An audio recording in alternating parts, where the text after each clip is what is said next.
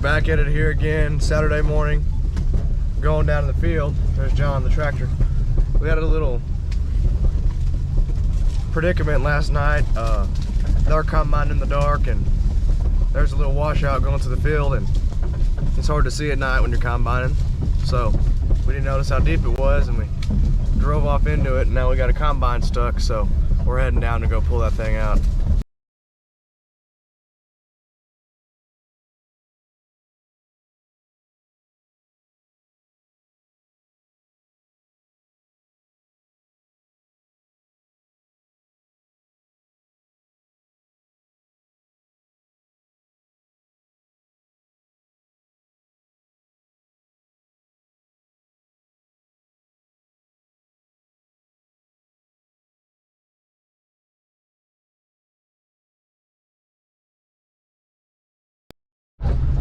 So we got the combine pulled out. That's good. We're going back up the hill to unload the grain cart. I'm gonna let John do that so I can fly my drone. So here's a little bit of drone footage of John loading the grain cart on the truck.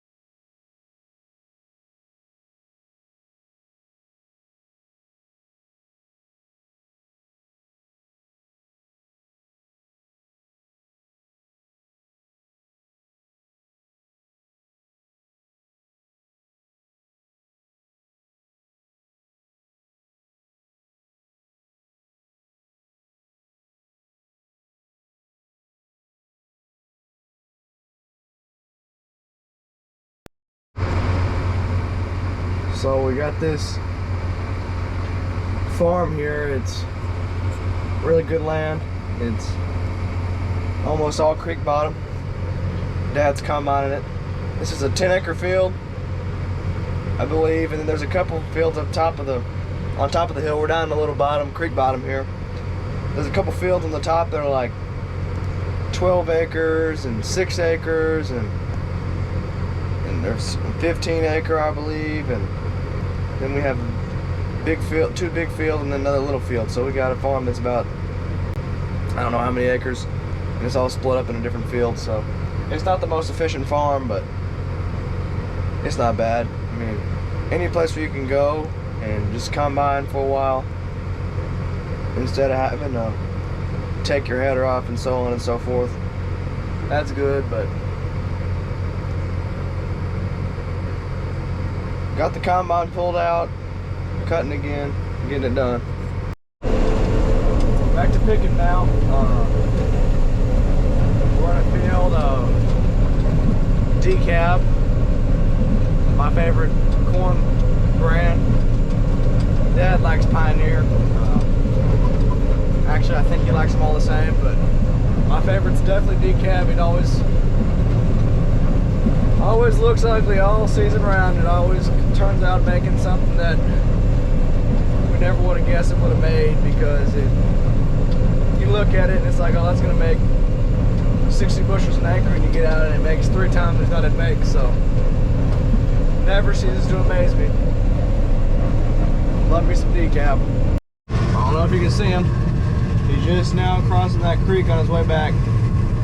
You see this tree line right here? Right there.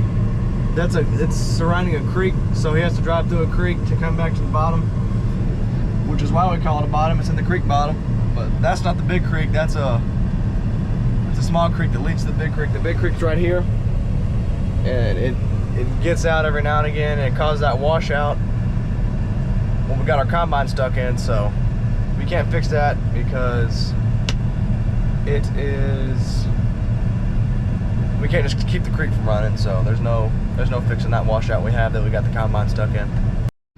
So on other news, You see here that little grain cart's hooked on by a new tractor. Our 9200 four-wheel drive let down on us, so we're getting that repaired.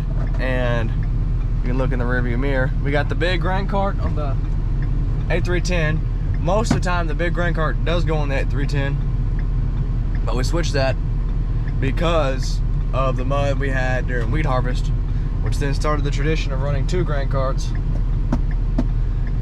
for 2 combines. And then corn was good this year, so we said, well, why shouldn't we run 2 grain carts? That'll help us keep up better, give us more capacity. So 9200 is down on us, but we're getting it fixed.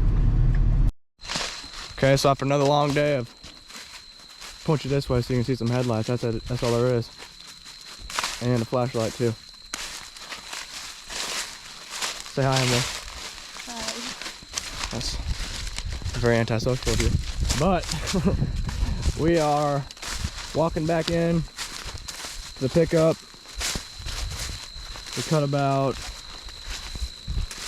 8 or 9 truckloads today, which is a pretty good day for having to move 15 miles and get a combine unstuck first thing in the morning.